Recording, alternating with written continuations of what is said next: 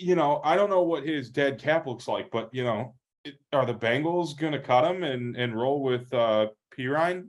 That like something like this, could you shed some contract space for a rookie deal?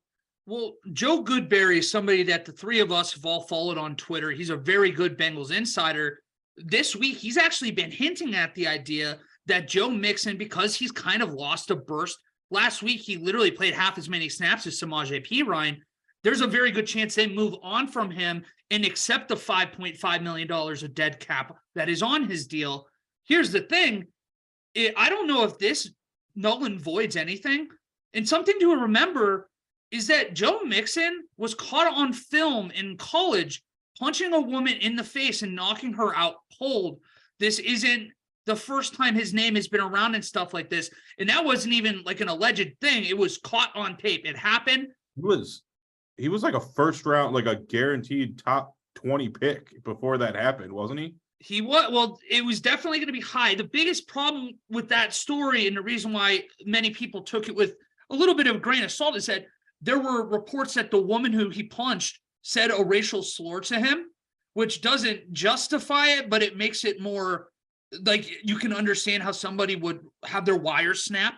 This is strike two. I mean, that was before you were in the NFL. You'd imagine that is the biggest wake-up call you could ever have. But now, when you're established, when you're in the greatest situation of your life, I can't believe that this would happen. Your point about Samaje Perine, I'm big on that. And I know that David's dropped some knowledge about how poor Joe Mixon has been running, regardless of what the offensive line of the Cincinnati Bengals is playing like.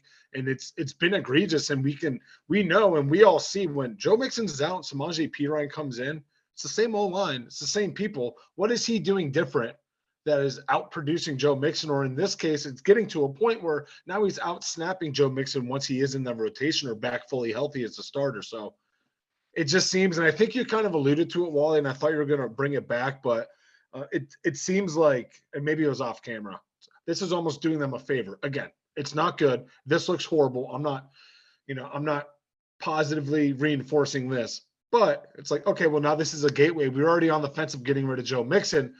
Thank you. This is an easy boot. Maybe we can save a little bit more money than we want. Give Samaje Perine a bit of an extension, a bit of a raise that's still going to be half of what Joe Mixon was probably making. And that's a win-win. And now you have a little bit of money in a huge year that you're going to have coming up. That is a fantastic point. I'm happy you brought that up because there was a wide belief that one, if not both of these running backs would be forced to move on from Cincinnati. At least now it's February 2nd, and you know that you were going into the free agency market. You were going into the draft, needing running back, potentially backs. Perine is up. He's an unrestricted free agent. He's coming off a 2-year, $3.3 million deal. You'd imagine he's probably worth more like 3 or 4 now, given the year he just had. It'll be interesting to see if the Bengals want to give him that. But yeah, this feels kind of like, in a weird way, a blessing in disguise for the Cincinnati Bengals.